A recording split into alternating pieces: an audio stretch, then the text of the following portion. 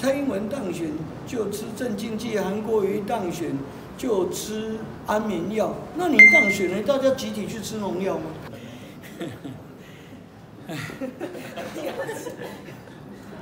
一看到柯文哲就要先吃泻药，为什么？那个，他就是这么让人受不了。我觉得这个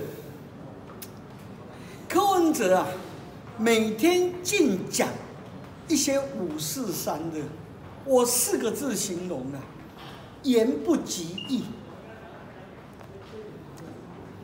就是你我真是不晓得怎么讲他。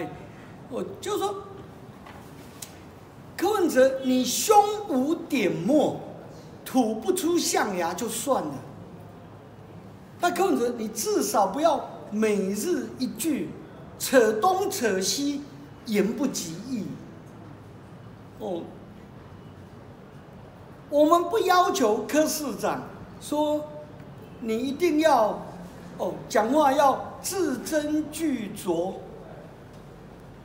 字字珠玑，没有这样要求你。可是你身为首都市长，你至少不要胡言乱语嘛，不是吗？柯文哲，你身为首都市长，至少你要谨言，不要胡言乱语。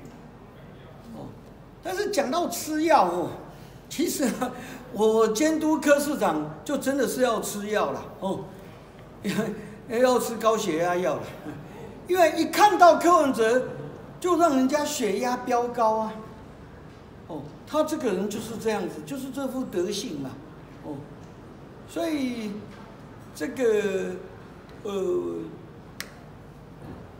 身为议员呐，这个职务那。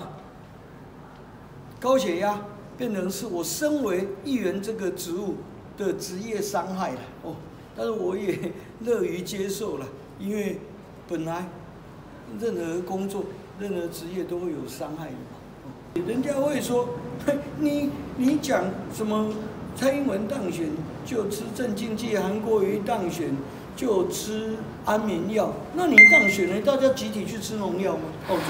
这个，所以我是觉得怕这个被过度衍生了啦，因为那是不好的嘛，所以我一直希望说，柯文哲你要节制，那个好歹你身为首都市长嘛，你要记得，要不就谨言，要不就闭嘴。